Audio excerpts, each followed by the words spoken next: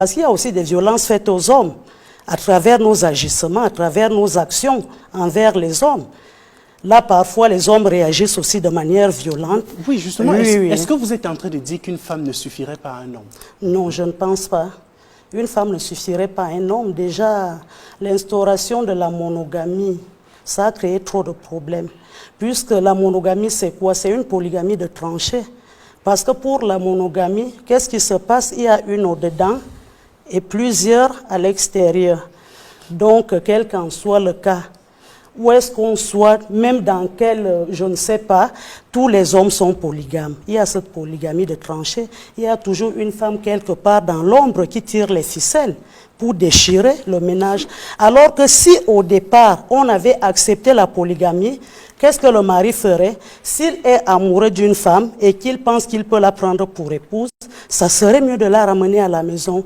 Et puis les différentes femmes, comme je l'ai dit au départ, les chefs de département, les chefs de structure, chacun aurait des rôles spécifiques.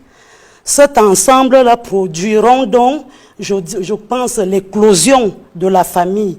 La famille serait rehaussée et il y aura même moins de problèmes. Parce que qu'est-ce qui se passe? Ces femmes au dehors, c'est la conséquence de cette monogamie qui voudrait qu'une dedans, plusieurs à l'extérieur. Et la polygamie de tranchées, avec tout ce que ça comporte, les femmes à l'extérieur ne restent pas là impassibles. Il y a les maraboutages, il y a des ensorcellements, il y a les maladies sexuellement transmissibles, les enfants monoparentaux et autres. Il y a plusieurs mots. Donc, c'est dû au fait que la femme veut être dans un foyer monogame, oubliant qu'elle aussi, elle reçoit des chocs par rapport à tout cela.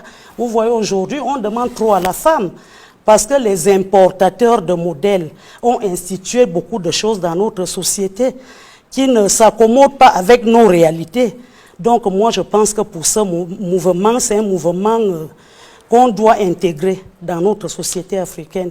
Moi, je suis fan, ce peuple de l'Afrique centrale qu'on trouve au Gabon, en Guinée équatoriale, au Cameroun et au Congo. Oui. Nos ancêtres, depuis la création, nos ancêtres ont trouvé la nature et ils ont quitté cette nature, la nature est restée imperturbable. Bon, quand ça ne va plus, je crois qu'il faut regarder dans le rétroviseur, faire une marche en arrière. Moi, je pense que ce serait mieux que nous soyons tolérantes, nous les femmes, laisser nos maris prendre d'autres épouses.